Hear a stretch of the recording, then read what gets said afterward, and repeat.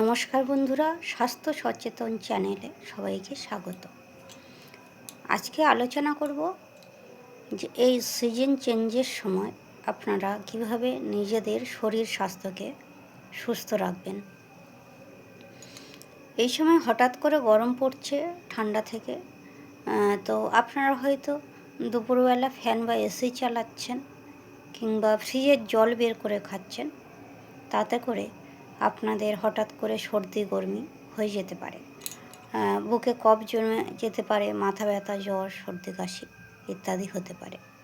বিশেষ করে ছোট বাচ্চারা যারা আছে, প্রত্যেকের বাড়িতে একটা দুটো করে, তাদেরকে বলবো যে আপনারা তাদেরকে এক্সট্রা কেয়ার নেবেন।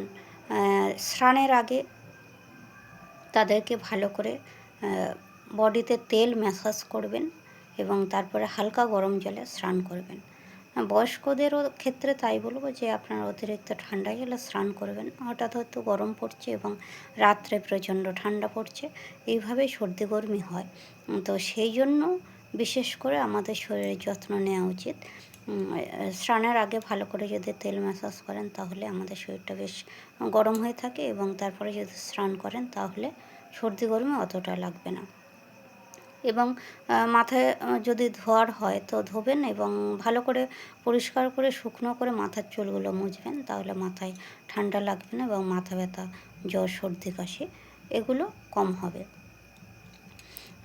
আপনারা অনেকে আছেন যে সর্দি কাশি হয়েছে বলে ডাক্তারখানায় গিয়ে চট করে দুটো ট্যাবলেট কিনে খেয়ে নিলেন, এটা করবেন না।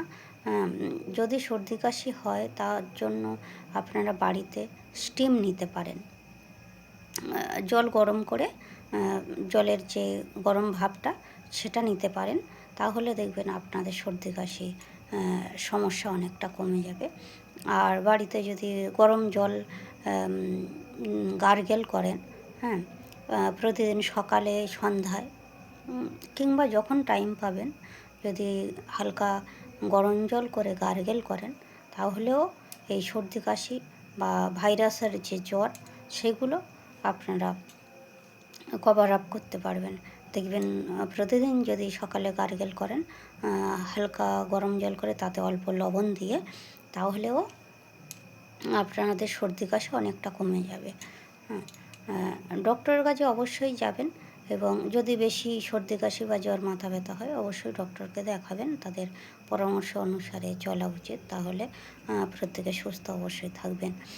কিন্তু বাড়িতে যাদের সবসময় ছোটো বাচ্চারা আছে, তাতে যদি সর্দি কাশি হয় তাদেরকে একটু নেবুলাইজ করা দরকার। বুকে কফ জমে গিয়ে রাত্রেবেলা ঘুমাতে পারে না অনেক বাচ্চারা, ডক্টরের কাছে গেলে অবশ্যই তারা বলেন যে নেবুলাইজ করা দরকার।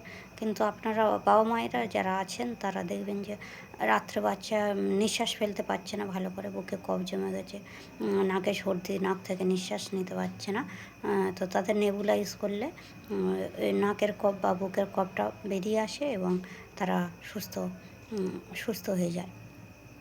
তো আপনারা সবাই সুস্থ থাকবেন, ভালো থাকবেন এবং দেখবেন যে আপনাদের শরীর স্বাস্থ্য ভালো রাখার জন্য যাতে এই সময় যাতে না ঠান্ডা জল বা আইসক্রিম এইসব জাতীয় খাবার অ্যাভয়েড করবেন বা বাচ্চাদের কম খাওয়াবেন। তো ধন্যবাদ সবাইকে। আপনারা সুস্থ থাকুন, ভালো থাকুন। আবার অন্য কোনো বিষয় নিয়ে আপনাদের সাথে আলোচনা হবে।